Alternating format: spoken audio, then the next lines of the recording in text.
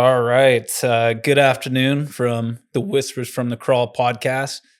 We decided that we were so good at podcasting and just lighting the internet on fire that we spent more money on microphones. Yeah, You really. know, Yeah, it, we it's had to. I think it's more about the look. I think that after getting 10 million views in a week, it was time for new microphones. Yeah. So we better do this. But Yep.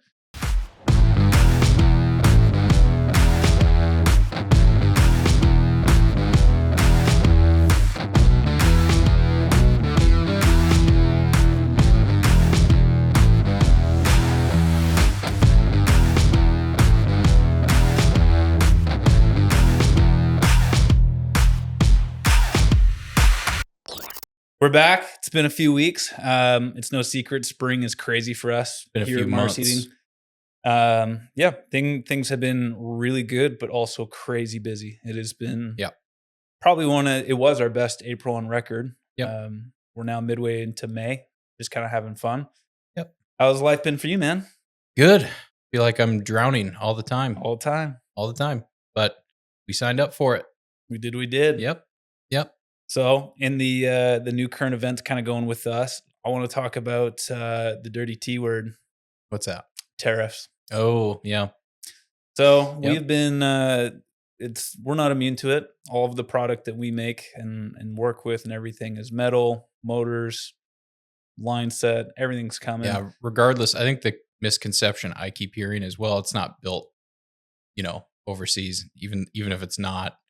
We're down the line, Yep. right? Supply chain. Who knows where they've been sourcing parts? It takes a long time to switch supply chains. I think that's the thing that people don't realize is it could be years before you find a replaced supplier for one part, right? So that doesn't happen overnight. I think everybody's going to get hit with some form of tariff. We've already seen it. We've been hit with a couple of 6% increases, 10% increase from a supplier. So Yeah. it's happening. It's Yeah. happening for sure. Yeah, kind of. Do you ever get concerned? It reminds me of like 2020 COVID a little bit, where we kind of don't know how it's going to shake out. Like some guys are 10%, some things are 20%. I think a lot of what's happening right now is we're being hit with these now to soften the blow for the future. So they're going to hit us with 6% now, then another 6%, and then who knows how long that keeps going. But to hit us all at once with 20%, that doesn't work, right? No. So it feels a lot like COVID. I mean, that's what I saw happen. That's what forced us to buy a lot of product ahead of time. But the difference now, the only thing that we're seeing shortages on right now is refrigerant. So I was going to say we're in such a unique position because everyone's kind of talking about tariffs and how it's affecting supply chain.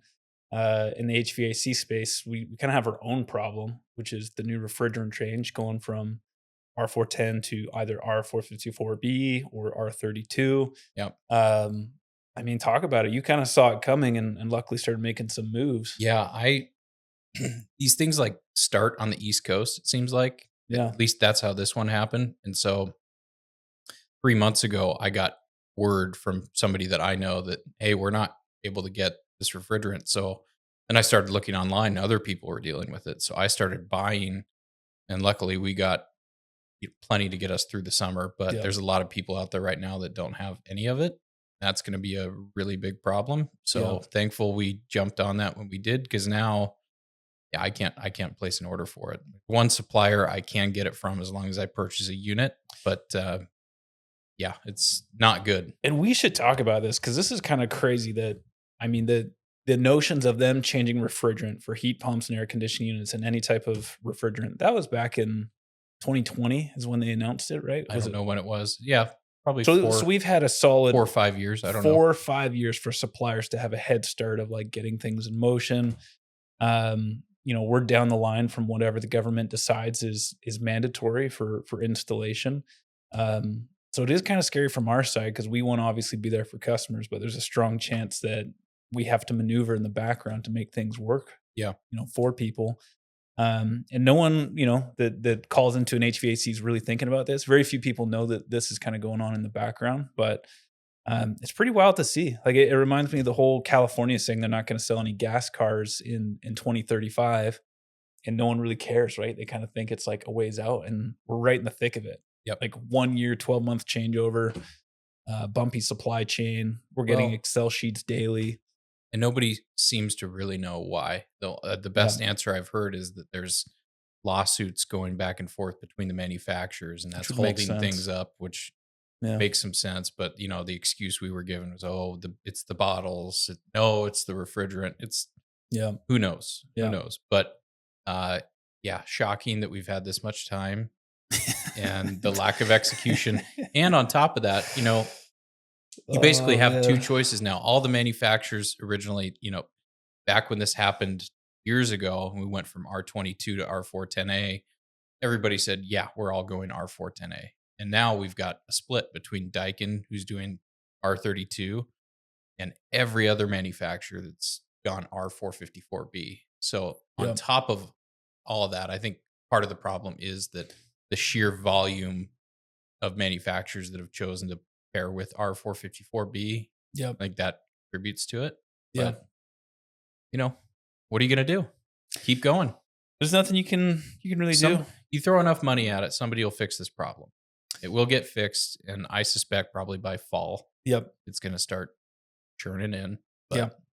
But Yeah, it's really interesting. I think it's just constant lesson of like we're constantly trying to do we can only control what's internal of our operation all day long, but all these external factors that just kind of make life annoying and hard. And some things are good, code practices and all that, but some of the stuff is a pain. it's pretty But frustrating to think about it. I mean, tariffs, new refrigerant, which means new product development, which means price increases inherently. yep, And then you get shortages, which means price increases, right? So yep, it's if I was the consumer and I'd be frustrated, and I yep. get it. But the reality is we can't eat that. We have to pass that on, right? So Totally. It is a game of supply chain costs just get passed down the line further and further. Our industry isn't one like a commodity where you can look at an iPhone and someone hears a possible tariff number of $3,500 an iPhone and get outraged. And you and I kind of look at each other and know like it's hard to tell where we're even going to be. Should some of these things come into play, but yeah, I think we have a pretty good grip on it. It's still yes, things are going up further than I would like for inflation, but we have a yep, good grasp on it, so to speak. But yeah, if we kind of talk about this year a little bit, you and I have learned an immense amount about plumbing and electrical from getting two departments going up less than about a year ago. How's things kind of shaken out in your eyes? Because I've been incredibly proud as far as how our teams are running. I am amazed at the sheer amount of work that's out there. Yep, Like that's been the eye-opening thing for me is when we're strict heating and air. You really are somewhat limited with the potential of sure. where you can get your revenue streams from. But with having those, Yep, and on top of that, I think it's just so nice for our customers to have to be able to deal with one company. at our standard. Yeah. Yep, Yep. And keep quality control high. You have one company to hold accountable, which I think is a great thing. I would love that. absolutely. No subcontractors on our jobs, which is nice. So it's been hard, been very difficult. The one huge thing that I've learned is that there are so many parts in electrical and plumbing. Yeah, So the raw components. inventory control, Yeah, the warehousing of those parts and trying to keep supply house runs by the trucks that's been the greatest challenge. yep, And, like I've told you, building a flat rate price book, like you can buy generic flat rate price books and they don't really yep. match your company. I've always written what we do and it fits us perfectly. It's how we would want it structured, great descriptions. It's just a lot of work. It's a Totally. lot of work to get all those things done. And I'm not a plumber. Like I Mhm. have a very basic understanding of some of these things. So Yep, I'm really leaning on the expertise of the team to help me yep, get them what they need. But overall, um, to contrast from six months ago, way smoother. yep, Things are churning and working. yeah. So I'm very proud to see where things are at today, and it's not something that people, like, publicly talk about, but everyone knows there's a skills gap, like a labor shortage, yeah, but I think it especially shines true when you're trying to find a qualified electrician that fits with our culture and work ethic. The same goes for plumber. Like, There's just I think the thing with that, like in HVAC, yeah, there's different avenues. There's yeah, commercial, there's residential, there's refrigeration, sheet metal guys, but there really is a bigger gap in the plumbing and totally agree. electrical side. You can get a Yeah, guy that is an '01 journeyman electrician that has never done anything but apartment buildings, yep, and that skill is not compatible with what we do, yep, right? Same with plumbing. yeah, I'm lucky that we have the people that we have and lucky that they have some residential experience and some commercial yeah, experience. But you get a guy that's just been a union commercial guy forever and you try to have him go replace a residential water heater, good luck. It's going to be a challenge. yeah, Something basic like that is a challenge because it's brand new. for sure. And having like the diverse skill set, it's like the phone rings with a different reason and purpose every time. So I think that's a big challenge for us is getting the team in the front lines to understand like what is in our wheelhouse that makes sense and what is something kind of beyond. And I think it's been a kind of a cool journey for everyone to kind of get their reps in, figure out Yep. what we're doing, and so proud of the team. But it's been a tricky year. Like we've found guys who they're incredible at the work side, but they just don't fit at the pace we want to run Yep. or the attention to detail that we require. And I've been pretty proud of the fact that for us to keep that threshold so high, we have no problems with saying, we wish you all the best, but we're going to part ways. Yeah. And This is a marathon. This is yeah, not a sprint. I don't care how long it takes. It's going to be, want to be in a position to have great departments, not yep, good departments fast. yep, I So love it. just having the outlook to say, hey, what does this look like 5 years from now? That really influences your decision making today. And I think that's just how we operate. So Yep, we don't care what it looks like 6 months from now. We just want it to be right. And yep, building it right, I mean, you'll have a hell of a mess on your hands if you get too far out in totally, front of yourself. So absolutely, yeah, just taking it step by step. The other thing I've learned is yeah, knowing what work to take on, what work to say no to. Like I know that very we should well with talk about that. HVAC, Yeah, Yeah, I know that very well with HVAC, but I don't know it as well with sure. plumbing and electrical. So just making sure that you have a grasp on Yep. what we're doing. We're pretty darn good because I think it comes if I get to level with a customer and say, like, for me to keep things where I want them to be means saying no a lot. Yep. We say no to a lot of projects where people come our way and they'll almost be shocked. They're like, I want to pay you and I like you Why won't guys. you take my Yeah. money? Which I Why won't you get. take I my money? understand it. Yeah. And it's a hilarious thing for us because if I get to level with someone, they'll understand at the end of the conversation. But normally it takes a little conversing for them to get there. It's taken us years to get to this point of like we just know our craft, we know our lane. We know areas where you'd be better served by maybe an entity that's got X, Y, and Z attached to it. But Yeah. I think that's the thing. I think at the end of the day, our goal is to provide good service. And part of good service is knowing when to say no yep, and totally, knowing when to say, hey, we can do this, but I know because we're not set up for that thing, it's going to cost you twice as much to have us yeah, do it versus yep, somebody else. And so yep, being comfortable making those decisions, I mean, that's okay. You just have to be okay with that. totally. And it's I mean you can admit it's just wild the range of things that we get. I Yeah. in one given day I had to say no to one where it was a pretty well-known business in downtown Bellingham had a kitchen fire and it totally ravaged all their spiral ductwork and they're Yeah. like, "Hey, we want you guys out here ASAP." They were truly like, "Can you come out tomorrow or the next day?" And every part of me wants to be like, "I would love to help you. I love what you Yeah. guys are about and everything, but respectfully, that's not going to be our ticket to help with on Well, this." the other thing is it's not that we can't do that work. It's that what is the opportunity cost? And that's taken Yep. me years to really truly understand. Like Yep. younger me is like, "Yep, let's do it. Say yes to Let's everything. do it. Let's." Yep. And then you get burned, and then Yep. you don't realize, yeah, you took that job, you made money, but what did you give up? We gave up how many retrofit jobs to be able to go do that. Yep. And retrofit is our bread and butter. That's our scalable Yep. income. That's what we do every day. It's what we're set up to do. So, Yep. like you said, just knowing when to say no, Sure. staying in your lane, and it's a disservice to them to not bring that up. So, Yeah, and it's the truth. I like that we're just as honest as we can be with everything. Not everyone's gonna get it, but yeah. That's our right as a business to say yes and no to projects. But I do find it kind of funny. People they get almost upset with you, like, why, why won't you accept? And it's like, well, There's a lot of work out there, though. yeah, It's a lot of work between those 3 trades, so yeah, yeah, it definitely is. We were, at least I was pretty excited. Yesterday we had another van roll up, mhm. purchased a nice new, and I still kind of get a sick high out of this. Do you still feel that, like, when I turn around every single time I see a new vehicle purchased, on the backs of hard work, or do For you a just minute, for a I minute? just think about depreciation, Yeah.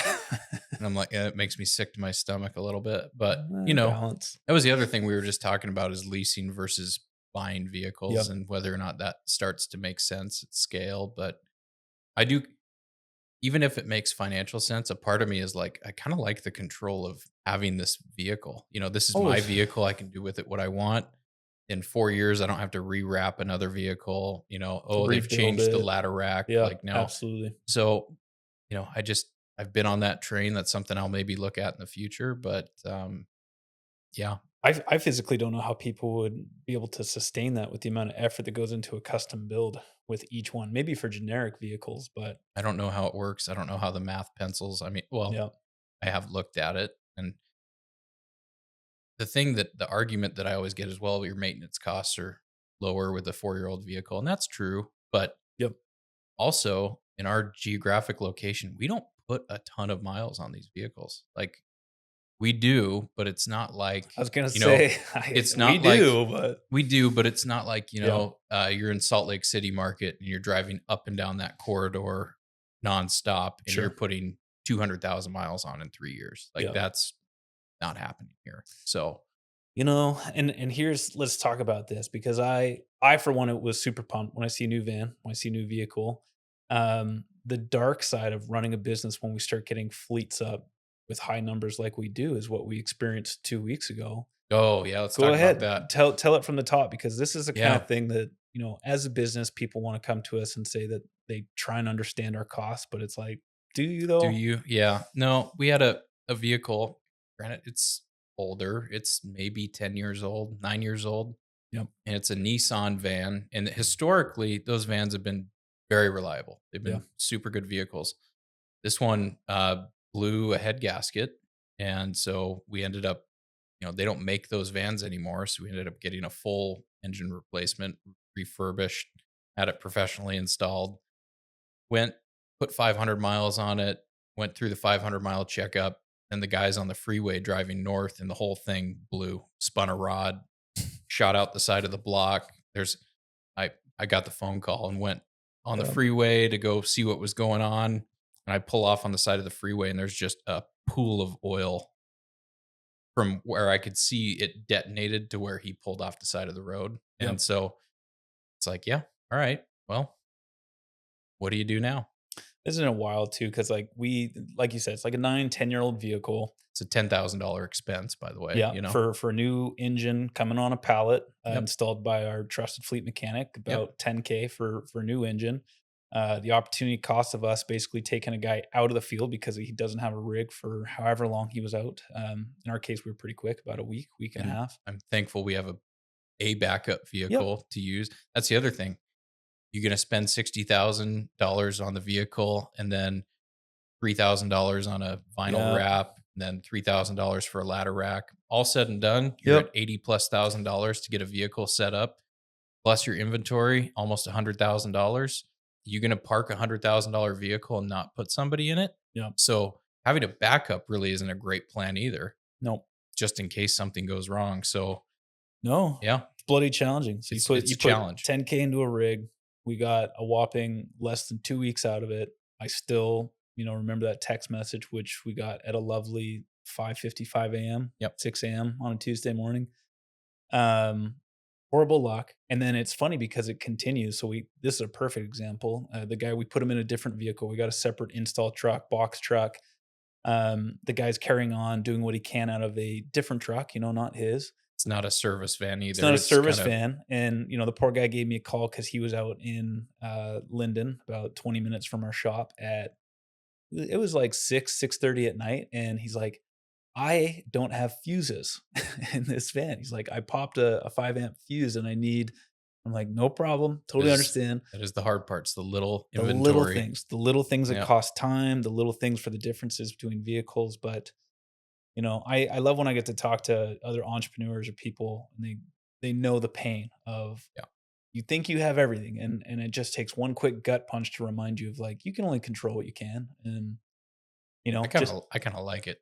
I do, but man, like what a perfect it's Tuesday morning, it's 6 AM. We're gonna have a meeting, at 6:30, which you and I touched base on the night before. And I was like, are you good with that? And you're like, yeah, I got everything. And then I'm like, okay. I'll- I'm running this one solo. yeah, I'm Yep. running this one solo. Yep. But luckily I love that we have that dynamic of go look after your guy, go make sure he's safe. That's the other thing is, like, whole purpose of me going out there is not to really assess it, but to just, like, actually put my truck a couple 100 feet back and be a buffer between, because there's just a guardrail on the freeway Yeah, there, right? So you totally. gotta go make sure that guy's safe till Yeah. the tow truck Yeah, comes. make a scenario that's already a piss poor situation a little bit safer and Yep. everything. But no, it's cracking me up. The guy called me, needed fuses. I almost forgot that he didn't have his van. I'm like, oh right. That makes sense. So yeah, just a wild time of year, wild events. We always Yep. get thrown kind of curveballs, but such a perfect example. And it wasn't the first vehicle. We had two vehicles in 1 month, exhibit this kind of stuff. And I've talked to other guys in town who've had similar, Mhm. buy a brand new vehicle for a service tech who wasn't a great fit at their company and he somehow did XYZ damage or Yep.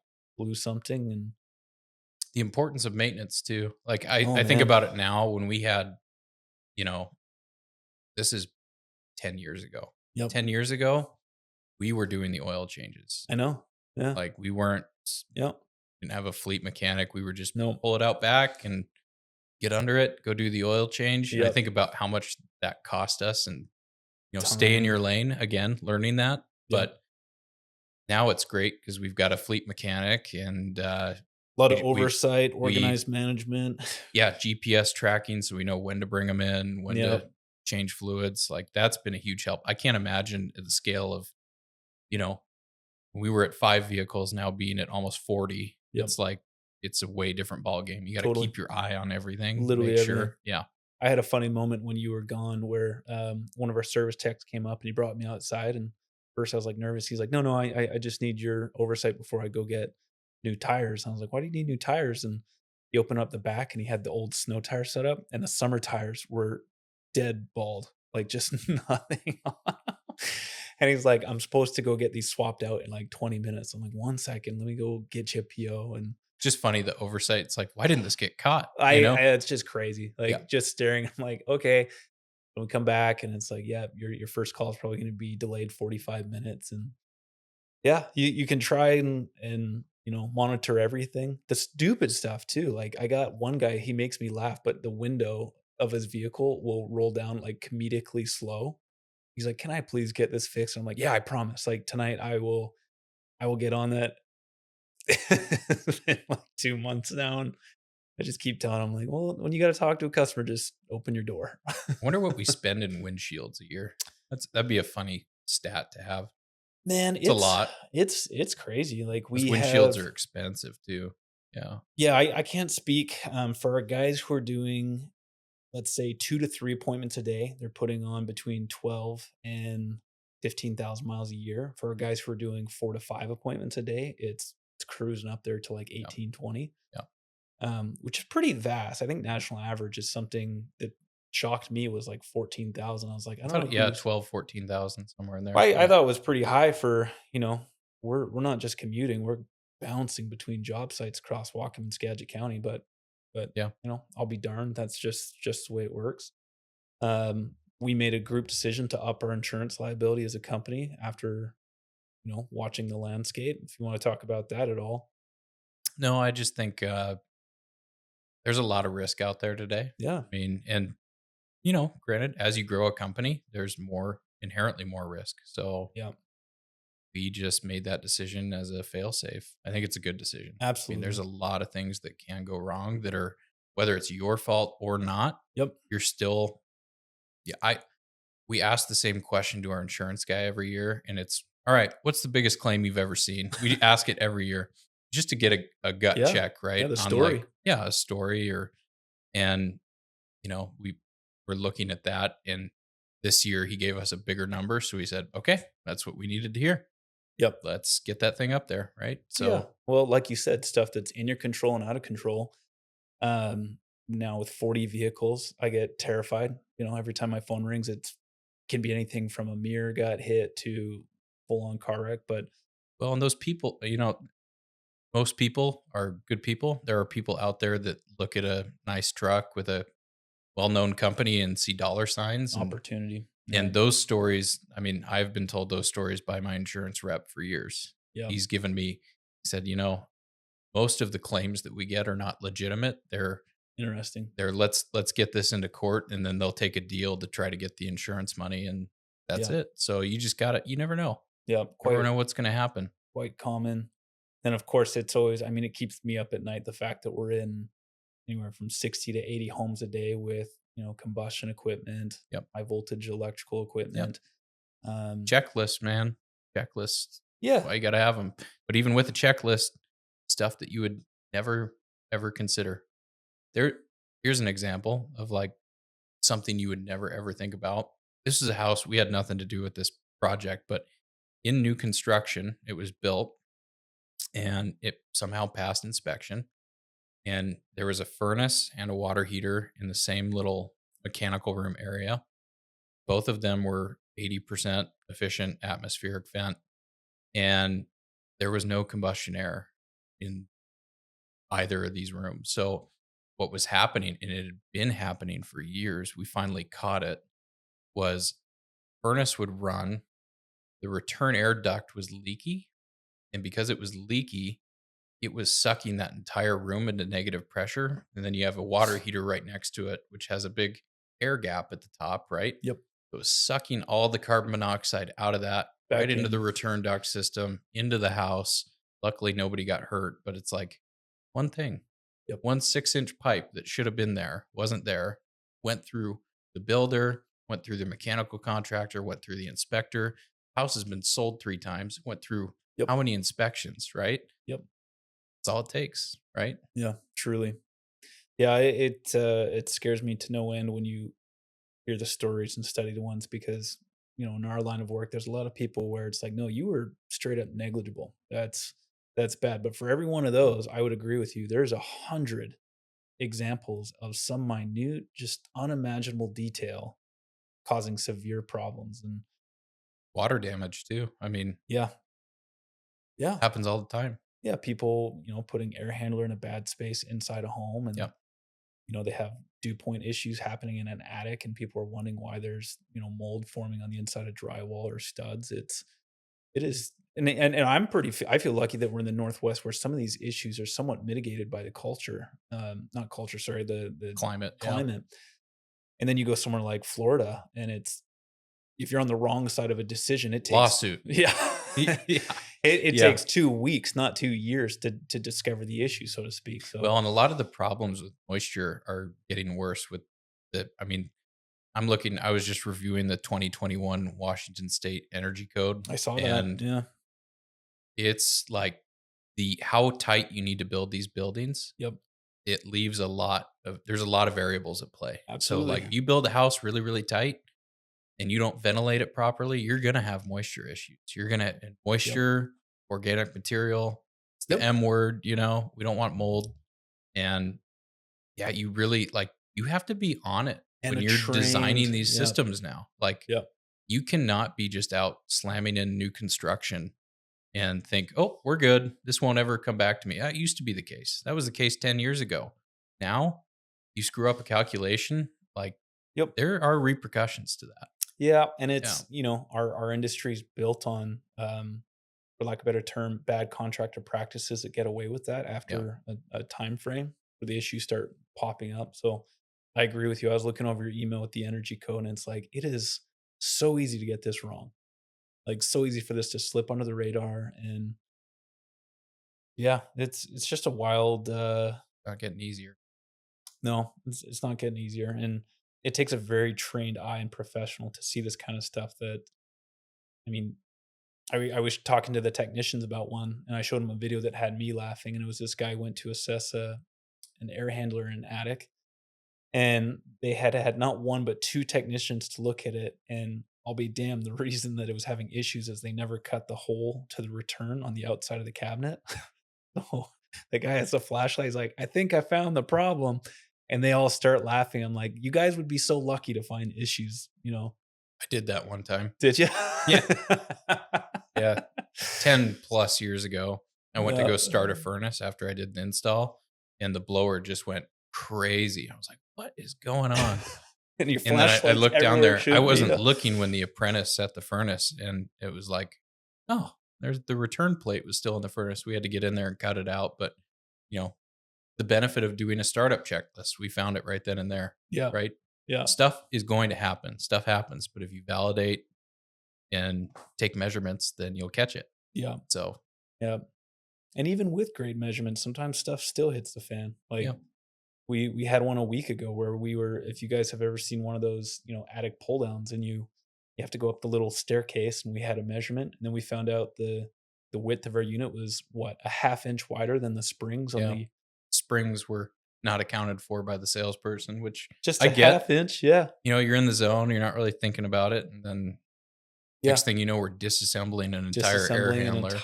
entire Yeah. entryway to get inside. So and that was truly one half of an inch measurement. We had a one yesterday where a 3-year-old ductless heat pump was leaking, and it was a factory flare on the Yikes. outdoor unit of an Yeah. unused port, and it's just like, man, Yep. that one little flare nut on that Yep. thing gonna Yeah. cost us some money, you know? Yeah.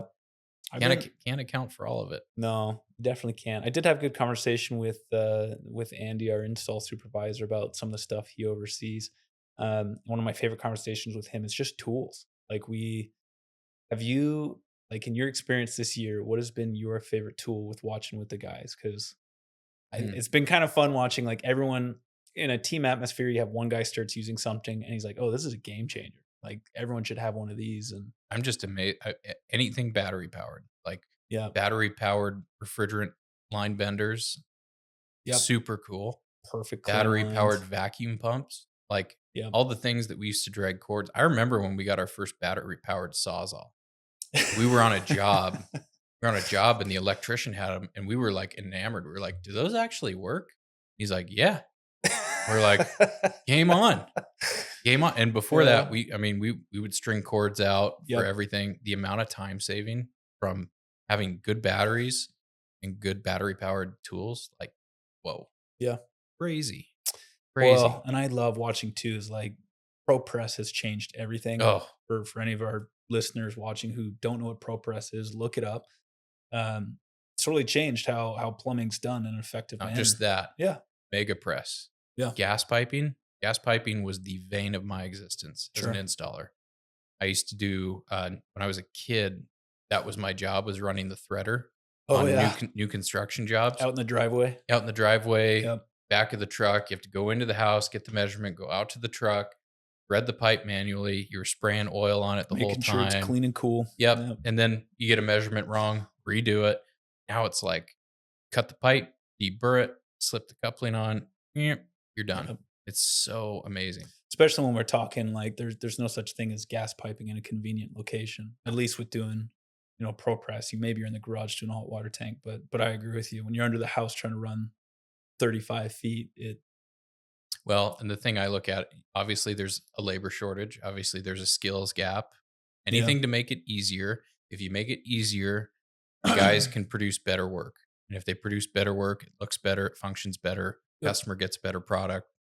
Yep. I'm all for it. I love it. What do you think about the older guys in the industry like raising fingers, being like, "That's not real plumbing"? I think that, yeah, the funny one is the plumbers being like, yeah, solder's better. It's like, I don't think so, man. Yeah, Yeah, it's and it's funny because you Yeah. you always come back and be like, "Well, I'd prefer to save 2 hours and have an equally clean job." And like, it wouldn't take 2 hours, and it's like, okay, do you want to race? Yeah. because yeah, like if I look at just water heater, swap outs, right? Yeah. We it's a third of production. You can do Yep. 3 clean water heaters in a day where you used to be able to do Yeah. Oh, yeah, and just that's less risk. Absolutely. yep, Yeah, yep. so much bloody but yeah, I don't know. I'm a huge fan of watching tools. I'm a huge nerd of watching what the psychos at Milwaukee come out with every Milwaukee's changed everything. man, they Our just trucks are designed around Milwaukee pack yeah. out stuff. Like, think about that. Yeah. That one concept has changed how we run the business, you Yeah. know? It's Well, and crazy. and and just describing to, like, anyone who's listening, the idea of a pack out being crucial for a business like ours where a truck might be, 100 feet from a house if you're on an average. Maybe you're lucky and it's 10 feet or something, but yeah, it's a game changer. Hundreds and hundreds and hundreds of hours saved a year with Yep. good tools, good organization, good equipment. Yep. Amazing. Yeah. Yeah. They're always coming out with something though. I can't help but be a fanboy. It's fun to watch. And it's not like we're all using Milwaukee. I just love how they come out with ideas like, why didn't we think of that? That's Mhm. so bloody smart. But Yeah. yeah, Yeah.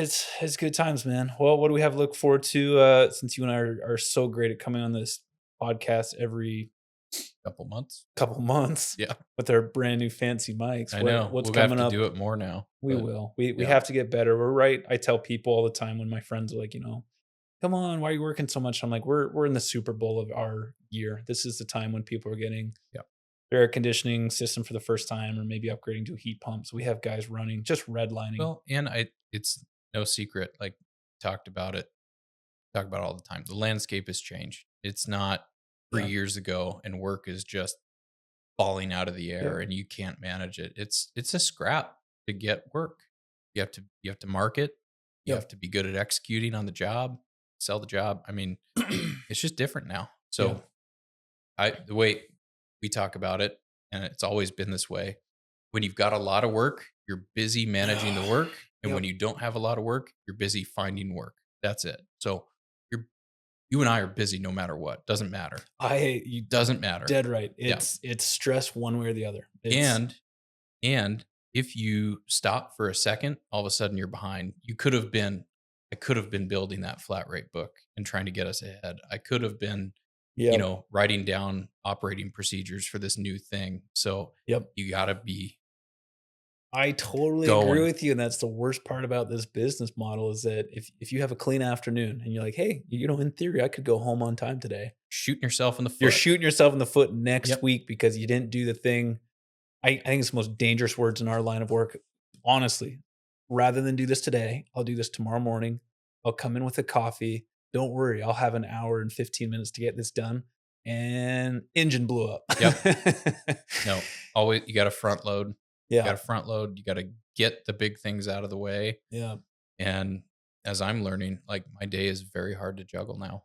Like Yeah. it's very hard. You're getting pulled in so many Interviews, different directions. It's nuts. meetings, problems that come up. It's the problems that come up that you just can't account for because that problem could take 5 minutes and it could take 5 hours. You Absolutely. don't know what it's gonna be. Yep. Yep. Yeah. So Yeah. I'm getting real sick of trying to like pre-plan any other occupation. Where you're like, no, I want to go home and it's a nice sunny day out. I'll deal with this in the morning. And like you said, you can't. You literally have to do it. And you know, it's a tricky thing of it. it's But Memorial Day weekend. I'm really looking forward to it because on Saturday, I'm going to sit down all day and be on my computer at home working on flat rate book. are You you? know? Yeah. You trying to make me feel guilty right now? No, it's just, but I feel good about it I'm joking. because if I do it, then I'll know that it's done. And Yep. I need to get that thing across the finish line. It's been a month now that I've been working on it. Yep. And that's the only time where I can sit in silence with no distractions. I've been Sure. getting in the habit of trying to go home, work from the home office at 2 o'clock because I get 3 to 5 hours in that time span that I get Yep. a barrier of entry, Oh yeah. You're no not getting interruptions. tapped on the shoulder and less access to people being able to come to you for sure. It's the tedious, dumb things that can't really be here to get them done. So Yeah. Yeah. it's Totally hard. agree. I'm excited. Sunday ski to see in Bellingham. We'll see if it's sunny or rainy as usual. Got Yeah. any plans for Memorial Day weekend? I'm going to work on that book on Saturday, and then I'm gonna take full Yep. Sunday, Monday off. I don't Yep. know what I'm gonna do. That's that's the way I like it. And we're gonna come in hot. First meeting Tuesday at 6:30 AM Yep. as usual. Um, yeah, I'm excited. I always get to see a few friends come into town on Sunday, so should be a good weekend. But Yeah. cool. Anything else going on for June we should know about? I don't think so. I don't I think so either. Air conditioning season. It's Yeah. here. It's It's here. here, and who knows? I keep seeing news reports that say it's gonna be a hot summer, it's gonna be a hot summer, and I have just given up on trying to read into. You just gotta go with whatever. I Yeah. mean, I will say in the past 2 years, we've had terrible spring, like, been Mhm. rainy, cold. This spring was warmer. Definitely warmer, definitely It more had sun. a premature start. Yeah. May has been not that great, Yep. just hasn't been, but typically, if you get warm weather in April, it usually means June and July are pretty good. That's Yep. been my and like I said, past 2 years, horrible, Yep. horrible, Mild. very, very mild. Yeah. So, I totally agree. We almost forget what it was like to have, 92-degree day. yeah. Truly, I forget what it's like in Bellingham. Yep. So All cool. right. Well, we'll see how things go. I'm excited. I'm sure we'll reconvene in a few weeks and we'll We'll have do another one of these in a couple weeks. Yeah. some more war stories. But appreciate all you guys listening. Yep. Once again, this is Brandon and Jake from Whispers from the Crawl. Hope you guys have a lovely Memorial Day weekend, and we will see you when we see you in a few weeks. Have a great one.